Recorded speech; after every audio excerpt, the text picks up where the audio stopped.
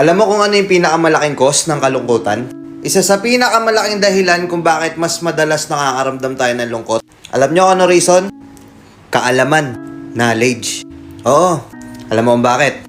The more na mas marami tayong nalalaman sa mundong to, the more na mas pinipili na lang natin na sana hindi na lang natin yun alam. Pag tumatanda tayo, alam na natin yung responsibilidad, alam na natin yung obligasyon, alam na natin na hindi madali, alam na natin na yung mga bagay na gusto natin, hindi natin basta nakukuha. Alam na natin na ilang mga taon na lang yung mga magulang natin, yung mga mahal natin sa buhay, unti-unti nang nawawala. Alam natin na hindi habang panahon nandito tayo sa mundo. Alam na natin na tumatanda na tayo. At dahil dun sa mga kaalaman na yun, masyado na tayong nagmamadali. Masyado tayong nagmamadaling maging mas maayos yung buhay natin. Masyado na tayong nape-pressure sa mga obligasyon.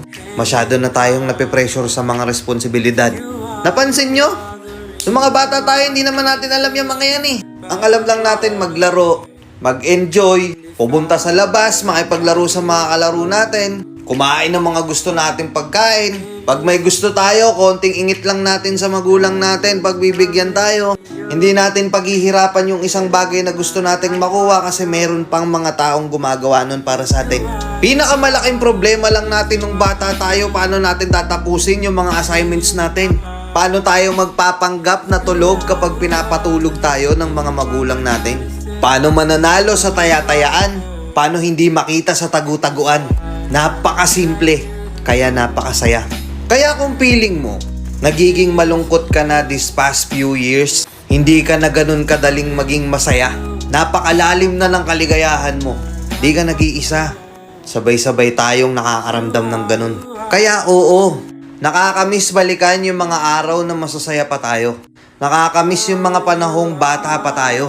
Na yung mga masasayang pinagdaanan natin noon, oo, alaala na lang ngayon. Kaya yung mga bata ngayon, enjoyin nyo lang yung pagkabata nyo. Huwag nyo muna masyadong hapitin at stressin yung sarili nyo sa mga bagay na kinakaharap nyo ngayon. Hanggat wala pa kayo sa realidad, enjoyin nyo na lang muna yung pagiging bata nyo. Kasi in reality, kahit tanungin mo lahat ng matatanda dito, lahat ng mga nanonood dito na may mga pamilya na, nagsipaglakihan na, lahat yung mga yan nakakaramdam ng struggle sa realidad. At yun yung totoo, hindi mo matatakasan. Napakaswerte nyo mga bata pa kayo. Napakababaw pa ng kaligayahan nyo. Kaya sulitin nyo. Kasi pag dumating yung time na marami na kayong kaalaman sa mundo, sigurado, yung mga simpleng kaligayahan na nararanasan mo nung bata ka, unti-unti nang mawawala yun sa puso mo. Sa mga matatanda dyan, sa mga nagsilakihan na dyan, agree ba kayo sa sinabi ko? Let's go.